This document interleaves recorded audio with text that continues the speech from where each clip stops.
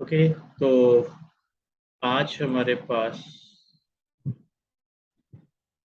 Topic है। क्या है टॉपिक का नाम? फ्रिक्शन। बड़ा इंटरेस्टिंग कॉन्सेप्ट है फ्रिक्शन। क्या इंटरेस्टिंग कॉन्सेप्ट है? ये अपना रजिस्टर देना। देखो, यहाँ पे इस रजिस्टर पे ये रिमोट पड़ा हुआ। If you are able to see, तो आपको नजर आ रहा होगा। यहाँ पे ये जो रजिस्टर पे रिमोट पड़ा हुआ। Is there any friction between register and the remote? क्या दोनों में फ्रिक्शन है?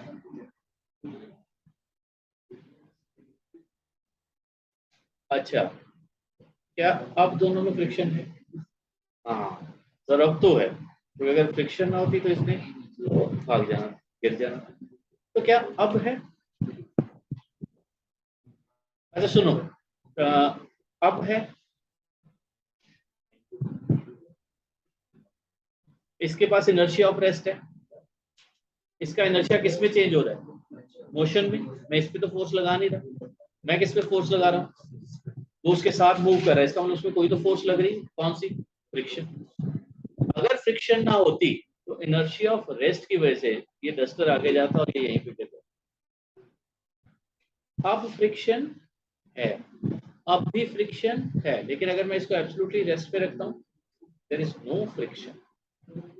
अब फ्रिक्शन आती कब है? When an object either actually move or it tends to move over the surface of it, तो फ्रिक्शन। अगर रेस्ट पे है, नाउ हियर रेस्ट पे मूव कर रहा है, trying to move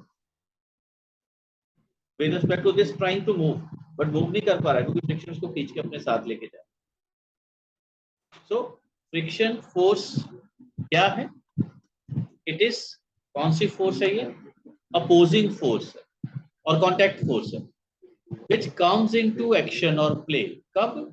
when a body actually move or tends to move over the surface of other body.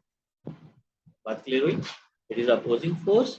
It comes into action when one body either actually move or tends to move over the surface of other.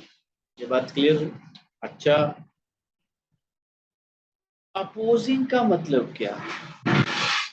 It opposes the motion of a body and is set up between the surface of contact. Okay. अब friction relative motion oppose करती है। कौन सा motion करती है? Relative motion. और कब oppose करेगी? When there will be contact between the two surface. ऐसे नहीं एक सरफेस इधर है इधर तो अपोज करेगी। आपने कभी एयर हॉकी के लिए, एयर हॉकी के लिए वो यहाँ पे वैल्यू में भी लगी हुई है, वो गोल सा होता है, उससे हिट करते हैं, वो टेबल पे कौन सा मूव कर रहा होता है, वहां पे फ्रिक्शन थोड़ा होती है। क्यों नहीं होती? क्योंकि उसमें छोटे छोटे छोटे छोटे बबल्स होते हैं, वहां से एयर बाहर निकल रही होती है, तो उस कॉइन को हवा में रखती है और कॉन्टैक्ट नहीं बनेगा तो फ्रिक्शन नहीं। जैसे टाइम आउट होता है वो चिपक जाता है ना उसके साथ। क्यों चिपक जाता है? Now there is a contact between the two surfaces और फ्रिक्शन आ गई। तो फ्रिक्शन फोर्स कब आएगी? जब दो सरफेसेस के बीच में क्या होगा? कांटेक्ट होगा। हाँ, एक बात तो क्लियर है भाई कि जो फ्रिक्शन है, फ्रिक्शन है क्या? फ्रिक्शन एक फोर्स है। क्या है वो? फोर्स। तो इसका डायमेंशन फॉर्मूला और यूनिट वही है जो फोर्स के हैं। अच्छा सर, फोर्स के डायमेंशन फॉर्मूला क्या होता है? ml/e-2। ये क्या है डायमेंशन फॉर्मूला? पॉसिबल पता है? डायमेंशन फॉर्मूला का थोड़ा थोड़ा पता है? Okay good. और इसके यूनिट क्या होते हैं? न्यूटन या dyne. 1 newton is 10⁵ so unit and dimension formula तो सेम है। अच्छा ठीक है, अब है हमारे पास टाइप्स ऑफ फ्रिक्शन। कि फ्रिक्शन की कितनी टाइप्स होती हैं। इस चैप्टर में हम पढ़ेंगे ड्राई फ्रिक्शन। इसको एक्सटर्नल फ्रिक्शन भी कहते हैं और इसको कॉन्टैक्ट फ्रिक्शन भी कहते हैं। ड्राई फ्रिक्शन या एक्सटर्नल फ्रिक्शन या कॉन्टैक्ट फ्रिक्शन आती कब है? Whenever there is contact between the two surfaces, two planes. Then एक होती है इंटरनल या वेट फ्रिक्शन, इसको कहते हैं विस्कोसिटी। अच्छा सर ये क्या चीज है, हमें तो नहीं समझ आई। स्विमिंग पूल में पानी नहीं है, आपको एक एंड को टच करके बाकी दूसरे एंड पे जाना है, ठीक है, और फिर टच करके वापस आना। ठीक है सर मैं ऐसा कर सकता हूँ, सिर्फ 30 सेकंड में मैंने ऐसा कर गया, बाकी हाथ लगा के आ गया, 30 सेकंड में वापस आ गया। अब उसी स्विमिंग पूल में पानी भर दिया, तो can you do the same activity in same time? आपका मोशन स्लो हो गया, अब आपके मोशन को कौन अपोज कर रहा है? वाटर। वहां पे जो ऑपोजिशन मिली है वो ड्यू टू विस्कोसिटी मिली है, और उसको हम क्या कहते हैं? Wet friction. ठीक है जी। हम सीधा सीधा कह सकते हैं कि ड्राई फ्रिक्शन सॉलिड्स में होती है और wet friction solid and liquid. Dry friction solid and solid, और wet friction solid and liquid. ये बात क्लियर हुई? वेल, ड्राई फ्रिक्शन या कॉन्टैक्ट फ्रिक्शन हमारे पास दो तरह की होती है, एक स्टैटिक और दूसरा काइनेटिक या डायनामिक। अब नाम ही बता रहा है, स्टैटिक का मतलब होता है रेस्ट। स्टैटिक का मतलब क्या होता है? रेस्ट। अगर एक बॉडी दूसरी बॉडी की सरफेस पे रेस्ट पे है, लेकिन सर आपने तो कहा था यहाँ पे फ्रिक्शन ही कोई नहीं है। No, it is prime. मैं इस पे फोर्स लगा रहा हूं, ये मूव नहीं कर रहा। क्यों नहीं मूव कर रहा? फ्रिक्शन की वजह से। But it is trying to move, ये मूव नहीं कर रहा। तो इन दोनों में आपस में जो फ्रिक्शन है उसका नाम क्या होगा? Static. So force of friction when which comes into action when a body try to move over the surface, not actually move. Okay.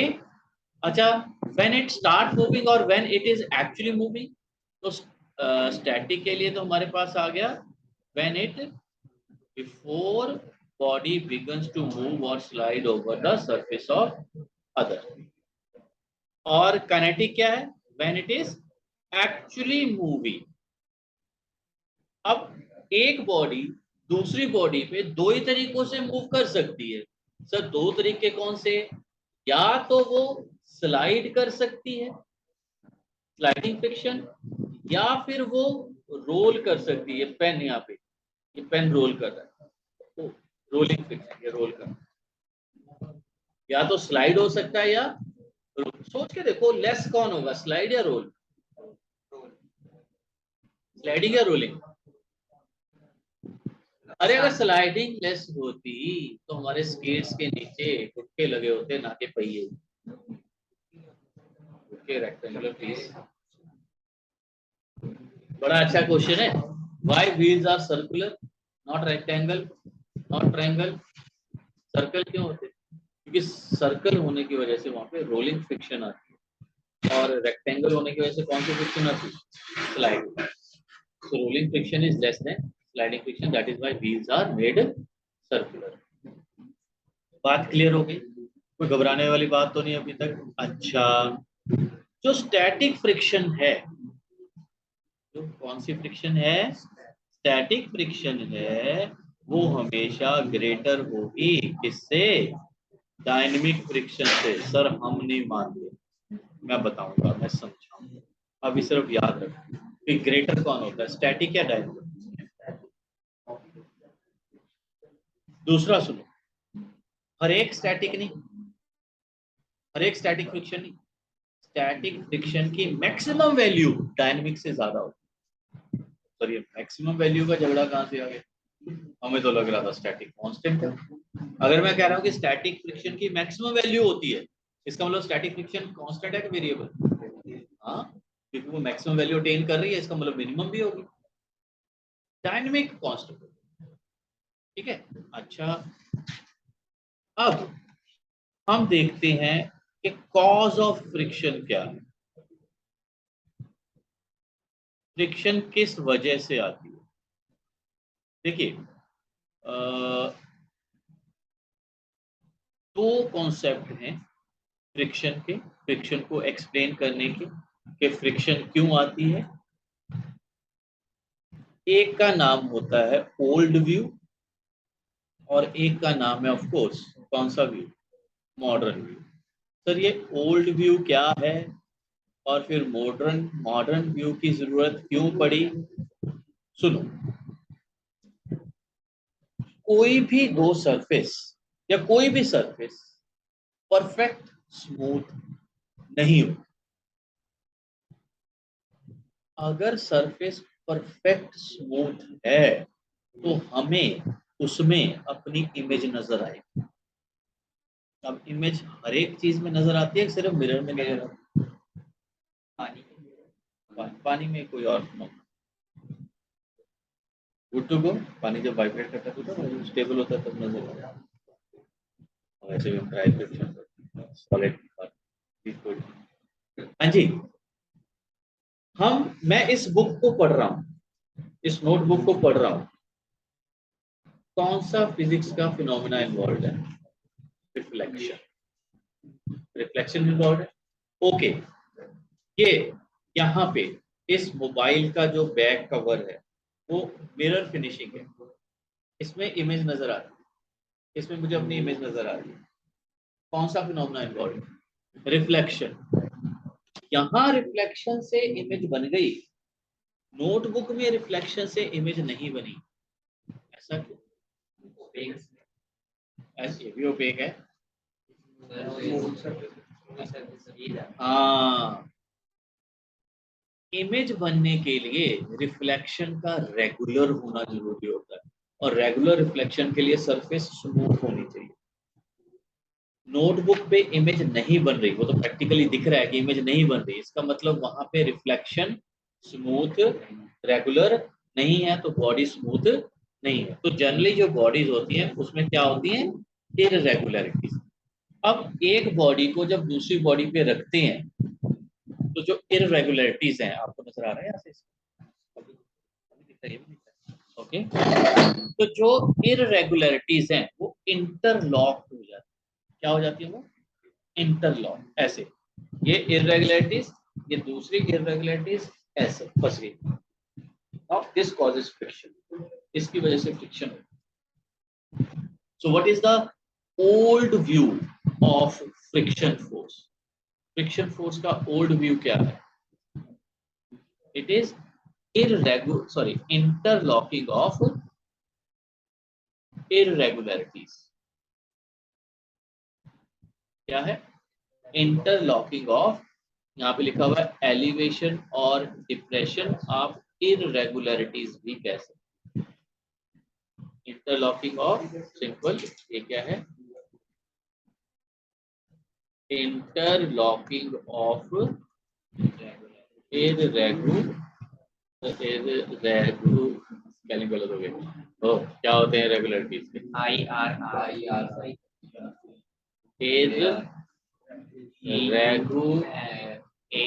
इररेगुलरिटीज। तो क्या है old view? Interlocking of irregular. ठीक है सर, समझ आ गया। हम इररेगुलरिटीज को खत्म कर देते हैं, तो स्मूथ हो गई, फिर भी फ्रिक्शन होती है। एक सरफेस, ये देखो, ये यहाँ पे मिरर फिनिशिंग है, यहाँ पे इररेगुलरिटीज नहीं है, तो जब मैं इस रिमोट को यहाँ पे रखता हूँ, even then there is friction. उसमें बहुत तेजी से नीचे जाना था, फ्रिक्शन ना हो। अब तो इररेगुलरिटीज खत्म हो गई है, अब क्यों फ्रिक्शन आ रही है? इसका मतलब old concept, old view fail हो गया। इसका मतलब फ्रिक्शन का कॉज सिर्फ और सिर्फ इररेगुलरिटीज नहीं है, कुछ और भी है। अब उस कुछ और का नाम है electromagnetic force, interaction between the charged particles of two bodies near the surface. इस बॉडी की सरफेस के प्रोटॉन्स पॉजिटिव चार्ज इस बॉडी की सरफेस के नेगेटिव चार्ज को अट्रैक्ट करते हैं, जिसकी वजह से एक इंटरेक्शन क्रिएट होती है। उसे हम क्या कहते हैं? Cold welds. ये आता होता है, what is cold welding? Cold welding क्या है? It is the electromagnetic induction attraction, या इंट्रैक्शन वर्ड यूज कर लेते हैं। It is electromagnetic interaction between the opposite charge of a different bodies when they come in contact. अब जब irregularities है तो कम एरिया कांटेक्ट में आ रहा है, जब हम irregularities हटा देते हैं तो ज्यादा एरिया कांटेक्ट में आ जाता है। जब एरिया कम है तो ये इलेक्ट्रोमैग्नेटिक इंडक्शन कम है, लेकिन तो अब इरेगुलरिटीज है। जब मैंने इरेगुलरिटीज हटाई तो क्या बढ़ गया, इलेक्ट्रोमैग्नेटिक इंटरेक्शंस बढ़ गए, फिर से आ गया। कॉम्प्रोमाइज होता है कहीं ना कहीं, दोनों कॉज एप्लीकेबल है। अगर स्मूथनेस ज्यादा है तो मॉडर्न व्यू एप्लीकेबल है, और अगर रफनेस ज्यादा है तो ओल्ड व्यू। एक्सप्लेन कर दो, बोलो बात समझ आई? कोई कॉज ऑफ फ्रिक्शन में कोई गिला शिकवा शिकायत नहीं सर, ऐसा कुछ। ओके, अब एक बड़ी ही इंपॉर्टेंट बात। क्या इंपॉर्टेंट बात? मैंने एक ग्राफ प्लॉट करना है, और वो ग्राफ कहाँ प्लॉट करना है, कैसे प्लॉट करना है, that graph is to be plotted between force of friction and applied force. Vertical कौन है? Force of friction. हॉरिजॉन्टल कौन है? Applied force. सर ये ग्राफ क्या है और इसकी शेप क्या हो? सपोज एक स्मूथ सरफेस पे, horizontal, not smooth, horizontal surface पे मुझे, ये हॉरिजॉन्टल सरफेस है, मुझे इस पे एक और बॉडी रखी, यहाँ पे फोर्स लगा के इसको मूव करना है। जब इस पे मोशन आता है विथ कांस्टेंट वेलोसिटी, तो क्या इसमें कोई एक्सेलरेशन, क्या कोई एक्सेलरेशन है? F is equal to constant velocity, it is moving with constant velocity, तो क्या कोई एक्सेलरेशन है? नहीं। तो एक्सेलरेशन नहीं है तो F is equal to ma, 0। लेकिन मैं तो फोर्स लगा रहा हूं, न्यूटन सेकंड लॉ क्या कहता है कि फोर्स कितनी? 0। लेकिन यहाँ पे तो फोर्स लग रही है। ये क्या हुआ भाई? ये ऐसा इसलिए हुआ कि इस टाइम पे जो मेरी फोर्स है और जो फ्रिक्शन फोर्स है, फ्रिक्शन फोर्स मोशन को अपोज करेगी, मेरी फोर्स मोशन क्रिएट कर रही है, दोनों इक्वल हो गई। जब दोनों इक्वल हो गई तो नेट फोर्स कितनी? मेरी फोर्स इस बॉडी पे लग रही है और फ्रिक्शन फोर्स भी इसी बॉडी पे लग रही है, तो वो एक्शन रिएक्शन तो नहीं है, क्योंकि अगर एक्शन रिएक्शन होती तो अलग अलग बॉडीज पे लगती। अब इसी बॉडी पे दोनों फोर्स लग रही हैं और वो इक्वल एंड ऑपोजिट है, तो वो बैलेंस होके क्या हो रहा है? जी। ओके, समझ आई बात? अब कॉन्सेप्ट ये है कि इस बॉडी को मूव करने के लिए 10 न्यूटन फोर्स चाहिए। कितनी चाहिए? 10। अगर मैं 1 न्यूटन फोर्स लगाऊं तो क्या ये मूव करेगी? नहीं करेगी। तो मेरी 1 न्यूटन कहाँ गई? फ्रिक्शन ने बैलेंस कर दिया। न्यूटन को मैं 4 न्यूटन फोर्स लगाता हूं, क्या ये मूव करेगी? मूव करने के लिए कितनी चाहिए? 10। मैं लगा रहा हूँ कितनी? 4। तो क्या ये मूव करेगी? कहाँ गई मेरी? ओहो, फ्रिक्शन 1 को भी बैलेंस कर रहा था और 4 को भी बैलेंस कर रहा है। हाँ, अगर मैं 8 न्यूटन फोर्स लगाऊं तो क्या ये मूव करेगी? नहीं। मेरी 8 न्यूटन कहाँ गई? फ्रिक्शन ने बैलेंस कर। क्या ये बॉडी इस बॉडी में मूव कर रही है? नहीं। मूव करने की कोशिश कर रही है? हाँ जी। तो यहाँ पे कौन सी फ्रिक्शन है, स्टैटिक या डायनेमिक? स्टैटिक। और स्टैटिक 1 भी हो सकती है, 4 भी हो सकती है और 8 भी हो सकती है। इसका मतलब स्टैटिक क्या है? Self adjusting. स्टैटिक फ्रिक्शन अपने आप को एडजस्ट करती है। अब इधर आइए ग्राफ पे, ए पॉइंट तक आते आते बॉडी ने अभी मूव करना शुरू नहीं किया। तो जैसे जैसे अप्लाइड फोर्स बढ़ती है वैसे वैसे फ्रिक्शन फोर्स भी बढ़ती है। क्योंकि बॉडी अभी मूव नहीं कर रही, वो उस सरफेस पे रेस्ट पे है, तो इसका मतलब ये वाली फ्रिक्शन कौन सी होगी? Static friction. कौन सी होगी? Static friction. ए तक आते आते वही 10 इक्वल टू 10 वाली बात हो गई। मूव करने के लिए कितनी फोर्स चाहिए थी? 10। मैं कितनी लगा रहा हूँ? 10। क्या अभी मूव करेगी? आंसर इज नहीं सर, अभी मूव नहीं करेगी। आप 10.000000000001 कर दो, फिर मूव करेगी। कोई 10 ने तो 10 को बैलेंस कर लेना है। जैसे ही मैंने 10 से थोड़ी सी फोर्स बढ़ाई, बॉडी मूव करना शुरू हो गई और फ्रिक्शन फोर्स 10 से कम हो गई। 10 इज जस्ट एन एग्जांपल, कुछ भी हो सकती है। और फ्रिक्शन फोर्स अपनी मैक्सिमम वैल्यू से थोड़ा सा नीचे हो गई और कांस्टेंट हो गई, क्योंकि अब बॉडी मूव कर रही है। तो ये जो फ्रिक्शन है ये कौन सी होगी? डायनेमिक। और जिस पॉइंट से बढ़कर फ्रिक्शन वापस आई है, उसके कॉरस्पॉन्डिंग जो फ्रिक्शन होगी उसका क्या नाम होगा? Limiting friction. क्या कहेंगे? लिमिटिंग। लिमिटिंग फ्रिक्शन क्या होगी? It is the maximum value of static friction. Limiting friction क्या है? It is the maximum value of static friction. बात समझ आई? स्टैटिक फ्रिक्शन कब? when a body is trying to move over the surface of other but not actually moving. Dynamic friction curve when a body is moving over the surface of other. Limiting friction curve when a body just start moving over the surface of other. Limiting curve when the body just start moving over the surface of other. अब मेरा question ध्यान से सुनना, self adjusting कौन सी है? Limiting, dynamic या static? क्यों है सेल्फ एडजस्टिंग स्टैटिक? क्योंकि वो अप्लाइड फोर्स के अकॉर्डिंग अपने आप को एडजस्ट कर दे। अब मेरा दूसरा क्वेश्चन सुनो, लेस कौन है, डायनेमिक या स्टैटिक?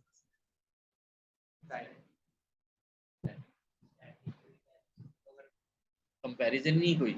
स्टैटिक तो सेल्फ एडजस्टिंग है और डायनेमिक कांस्टेंट है। मैंने क्या कहा था कि डायनेमिक किससे लेस है? Maximum value of static friction. Dynamic किससे लेस है? Maximum value of dynamic friction. और मैक्सिमम वैल्यू ऑफ डायनेमिक है maximum value of static friction. Maximum value of static friction का नाम है कौन सी फ्रिक्शन? Limiting friction. कौन सी फ्रिक्शन? Limiting friction. तो ये ग्राफ क्लियर हो गया। तो अगर एक ग्राफ प्लॉट किया जाए बिटवीन कौन सी फ्रिक्शन, कौन सी force? Applied force and force of friction में, तो हमें तीन तरह की फ्रिक्शन देखने को मिलती है। कौन कौन सी? एक स्टैटिक, दूसरी लिमिटिंग और तीसरी डायनेमिक। इनमें से सेल्फ एडजस्टिंग कौन है? Static friction is self adjusting. और हमें ये भी पता लग गया, हमें क्या पता लग गया कि friction force increases with increase in applied force, attain its maximum value, then decreases and become constant. Friction force का अप्लाइड फोर्स के साथ कैसा रिश्ता है, कैसा बिहेवियर है? फ्रिक्शन फोर्स का अप्लाइड फोर्स के साथ क्या बिहेवियर है? फ्रिक्शन फोर्स पहले क्या करती है? इंक्रीज, फिर क्या हो जाती है? मैक्सिमम, एंड फिर क्या करती है? डिक्रीज। कब? With applied force, increase in applied force. बात समझ आ गई? yes. अगर ग्राफ प्लॉट करने को वो कह दें तो कर लोगे? yes. और कई बार ग्राफ प्लॉट करके पूछ लेते हैं what is the reason of O A, what kind of friction is between O and A? Static at A, limiting between A and B, dynamic. Good to go? कोई गड़बड़ तो नहीं? अच्छा sir, आप हमें समझाई जा रहे हो कि फ्रिक्शन ऐसे होती है, फ्रिक्शन वैसे होती है, फ्रिक्शन ऐसा बिहेव करती है, लेकिन आपने शुरू में एक बात बताई थी कि फ्रिक्शन के यूनिट होते हैं न्यूटन, और न्यूटन सेकंड लॉ के according newton is mass into acceleration, F is equal to m into a। अब अगर फ्रिक्शन फोर्स के यूनिट भी न्यूटन है, लेकिन फ्रिक्शन फोर्स तो तब भी होती है जब बॉडी रेस्ट पे होती है। इसका मतलब F is equal to ma friction force पे नहीं लगेगा। फ्रिक्शन फोर्स को मेजर करने के लिए अलग ही लॉ अप्लाई होगा, F is equal to M A तो नहीं आएगा, क्योंकि अगर ए 0 है तब भी फ्रिक्शन हो सकती है। हैरी बहुत ज्यादा नींद आ रही है।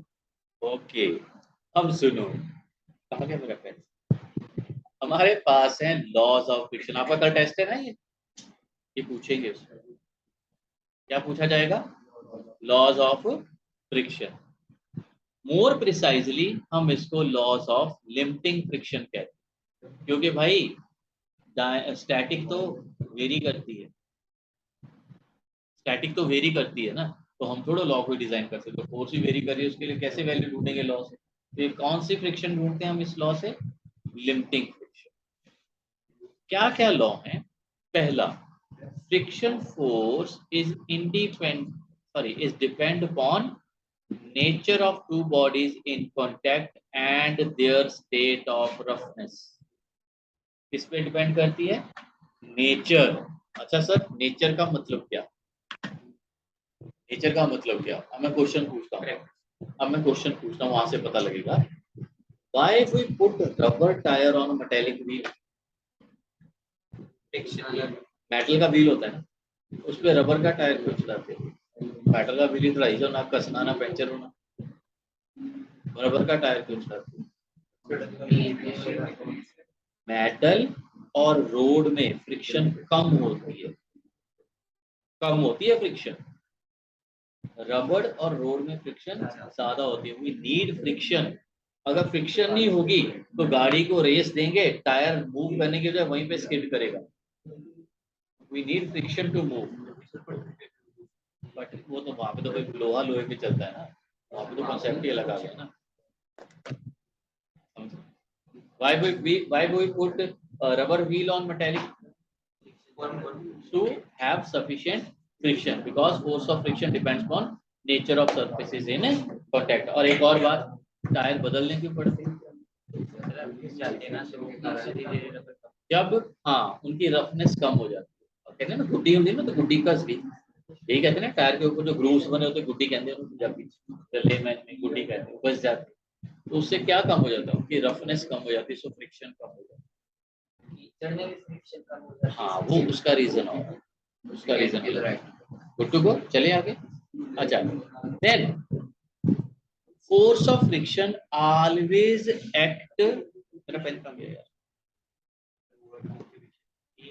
अच्छा, force of friction always act tangential to the point of contact of two bodies and directed opposite to the direction in which body will begin to move। बड़ा प्यारा कॉन्सेप्ट है। देखो भाई, ये एक हॉरिजॉन्टल सरफेस है, इस सरफेस का नाम रख देता हूं ए। इसके ऊपर एक आ गया ब्लॉक, इस ब्लॉक का कलर कर दिया ग्रीन या पर्पल कर लेते हैं, इस सरफेस का नाम आ गया बी। जब मैं यहाँ पे फोर्स लगाऊंगा टू मूव बी ओवर ए, पहली बात मुझे एक मिनिमम वैल्यू से ज्यादा फोर्स लगानी पड़ेगी, तभी वो मूव करेगा। फोर्स ऑफ फ्रिक्शन किधर लगेगी? फोर्स ऑफ फ्रिक्शन किधर लगेगी भाई? इधर, along the tangent to the surface in contact, opposite to the direction in which body will begin to move। देखो ना, बी ने कहा जाना था? राइट। तो फ्रिक्शन कहाँ लगी? और इसे हम स्मॉल एफ से डिनोट करेंगे। हम लोग फ्रिक्शन फोर्स के लिए कौन सा सिंबल लिखेंगे? नॉट यूनिवर्सल, ऐसा नहीं है कि हमेशा स्मॉल एफ लिखते हैं, हम लिखेंगे। ओके, कोई गड़बड़ वाली बात यहाँ तक? नहीं सर, कोई गड़बड़ वाली बात। लॉ समझ आ गया? अच्छा, देन अभी तक भी सर हमें ये तो पता नहीं लगा कि मेजर कैसे होती है friction.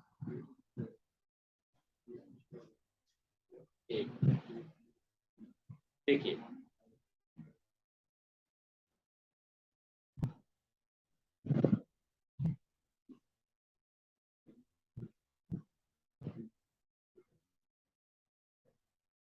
Okay,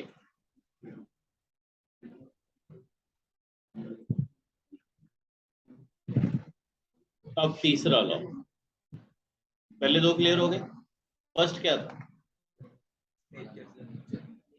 force of friction depends upon nature and roughness of the surfaces in contact. दूसरा क्या है?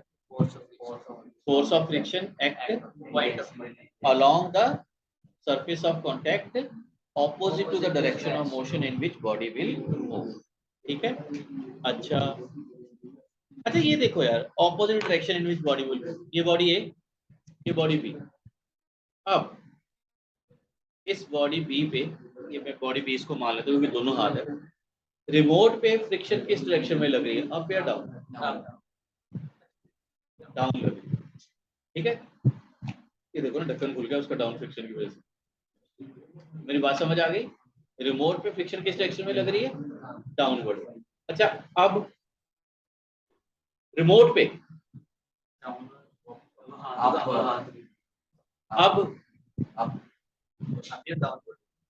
नहीं नहीं नहीं नहीं, देखो, अगर मैं रिलेटिव टू हैंड बात करूं, अब भी डस्टनी क्या है?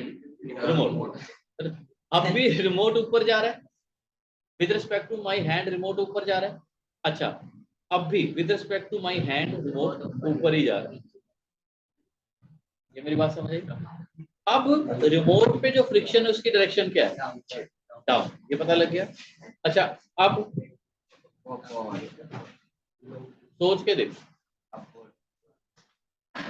अपवर्ड तो इस पे है, ये मूव कर रहा है। मैंने क्या कहा है? Opposite to the motion in which body will move. सुन लेना, अब नहीं होगी ना, सुन लो, अब मेरी बात सुन लो। विद रिस्पेक्ट टू हैंड तो ये ऊपर ही जा रहा है, तो इस पे फ्रिक्शन कहाँ लग रही है? ठीक है, खत्म। रिलेटिव देखो, रिलेटिव, एब्सोल्यूट मत देखो। बात समझ आ गई? ये जब जेई के क्वेश्चन करेंगे तब जाके थोड़े से और कॉन्सेप्ट क्लियर, मतलब ये यूज होगा वहां पे जाके। वेल, तीसरी बात करते हैं। Force of friction is independent of, so what is tangential to the point of contact? बेटा टेंजेंशियल मींस ये देखो, यहाँ पे ये टेंजेंट आ गया। अगर ये मैं फोर्स, कहाँ गया वो, है ना यहाँ पे, हाँ देखते हैं। यहाँ पे अगर मैं इस ये डायरेक्शन ड्रॉ कर दूं, ये टेंजेंशियल नहीं है, ये वाली डायरेक्शन टेंजेंशियल है। टेंजेंट ड्रॉ करना है to the surface in contact. ठीक है। अच्छा, अब आइए, friction force is independent of area of the surfaces in contact as long as normal reaction remains same। हमारी चेयर, चेयर की बात नहीं करता मैं, बात करता हूँ जो हमारे डाइनिंग रूम में टेबल पड़ा होता है, 4 लेग्स होती है, 4 लेग्स है। अगर वो टेबल 4 लेग्स पे है, या मैं उसको उल्टा करके फर्श पे रख दूं, किस केस में वेट ज्यादा है? तो फिर मेरी बात नहीं समझे। पहला केस है कि डाइनिंग टेबल, ये डाइनिंग टेबल, या चलो जो भी कह लो, हमारे ड्राइंग रूम में जो टेबल पड़ा हुआ है उसको मैंने ऐसे ऐसे ऐसे रखा हुआ है फर्श पे। ठीक है। सेकंड केस में वही डाइनिंग टेबल है, वही डाइनिंग टेबल है, डाइनिंग या ड्राइंग रूम वाला हमारा टेबल है, मैंने उसका सिर नीचे कर दिया और लाते ऊपर। किस केस में वेट ज्यादा है? मैं यहाँ पे लिख भी देता हूँ, केस ए में वेट ज्यादा पड़ रहा है फर्श पे या बी में? सेम है यार, वही टेबल है। तो मैंने कब कहा था गलत? मैंने तो नहीं आपको गलत कहा, मेरी बात सुनो।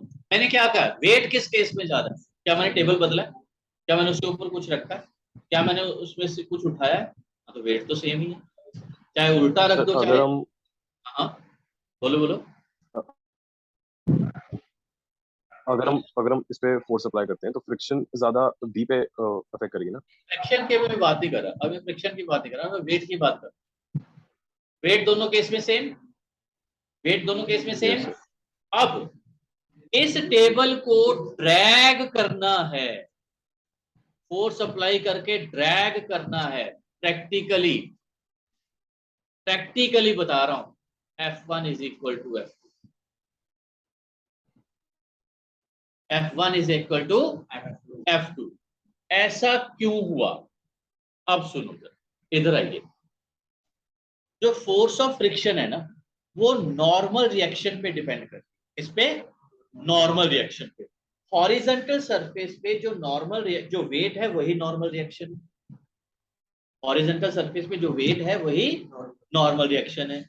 क्या इस टेबल का वेट चेंज हुआ? नहीं। क्या इसकी नॉर्मल रिएक्शन चेंज हुई? नहीं। तो फ्रिक्शन भी क्यों चेंज होगी?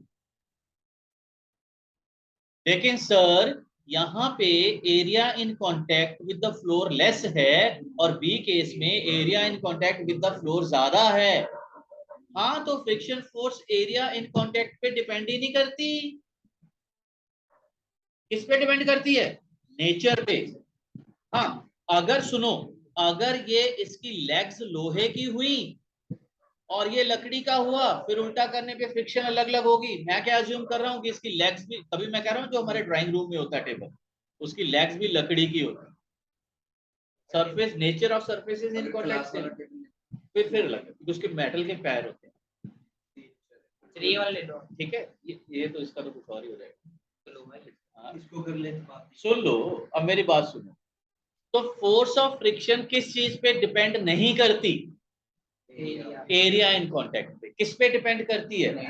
Nature of surfaces in contact and roughness of the surfaces और नॉर्मल रिएक्शन। और किसके डिपेंड करती है?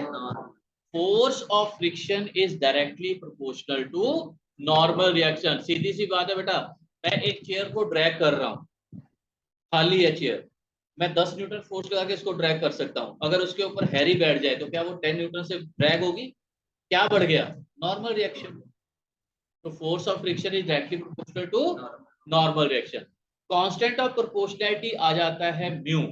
कांस्टेंट ऑफ प्रोपोर्शनैलिटी क्या आ जाता है? म्यू। इस म्यू का नाम है कोएफिशिएंट ऑफ स्टैटिक फ्रिक्शन अगर रुकी हुई है, लिफ्टिंग फ्रिक्शन अगर जस्ट चलने की कोशिश कर रही है, और डायनामिक फ्रिक्शन अगर चल रही है। मजे की बात है कि स्टैटिक और लिफ्टिंग सेम होती है, स्टैटिक और लिफ्टिंग, डायनामिक अलग होती है, फोर्स अलग होती है, कोएफिशिएंट तो सेम होता है। मेरी बात समझ आई? कोई गड़बड़ तो नहीं? So loss of friction clear हो गए। कितने लॉज हैं? 4। पहला लॉ क्या कहता है? Depends on nature and roughness of surface in contact. दूसरा लॉ क्या कहता है? एक्ट, सर एसी ऑफ कर देना please. Act along the tangent opposite to direction in which body will try to move. Third क्या कहता है? It is independent of area in contact provided normal reaction is same. और चौथा क्या कहता है? Directly proportional to normal reaction. क्या चारों लॉ क्लियर हो गए? yes, कोई गड़बड़ तो नहीं है इन लॉज में? आदित्य, आज का टॉपिक क्लियर हुआ? सर एज अ टेंजेंट कैसे, टेंजेंट वाली क्या बात? कल न्यूमेरिकल करेंगे तो क्लियर हो जाएगा, अभी मैंने उसका कोई जिक्र भी नहीं। ठीक है सर। भाई मीटिंग एंड होने वाली है तो मैं स्टॉप कर देता हूँ, कल मिलते हैं, राइट?